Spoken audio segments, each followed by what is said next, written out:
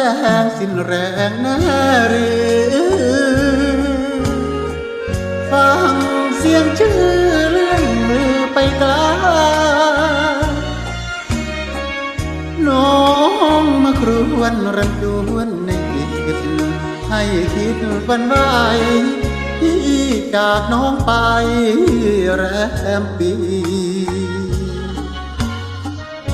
ที่นอนหนาวกว่าราวแค่ไหนดังคนใบ้ไม่กล้าพาทีทิ้งไรแต่งเพราะแรงใจหมดรันทดศักดิ์ศรีร้าวดีทุกปีทุกวันฟังเสียงสาวใสน้องเอ้ยครวญมาอุราไว้วันรักชอบพอกันฉับพลันแปรพันเป็นอื่นพ่อแม่กันหลวงเศร้าสวงระทมผมเพราะจนต้องทนกล้ำกลืนฝันเห็นทุกคืนจำต้องฝืนใจลาหนาวก็หนาวไม่นานหรอกน้อง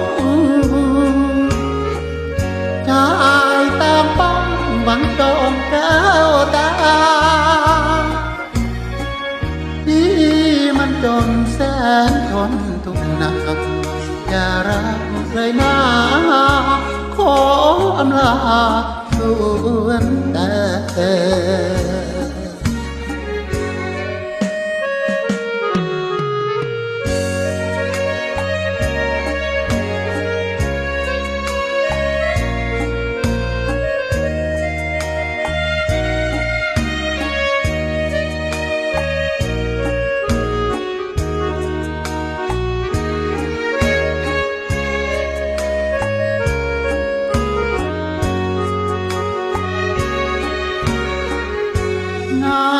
ก็น้ำไม่นานหรอกน้อ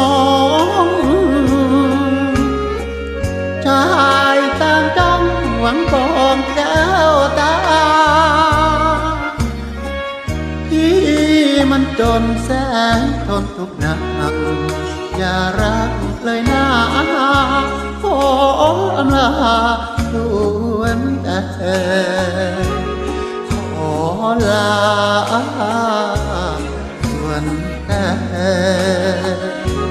สิ้น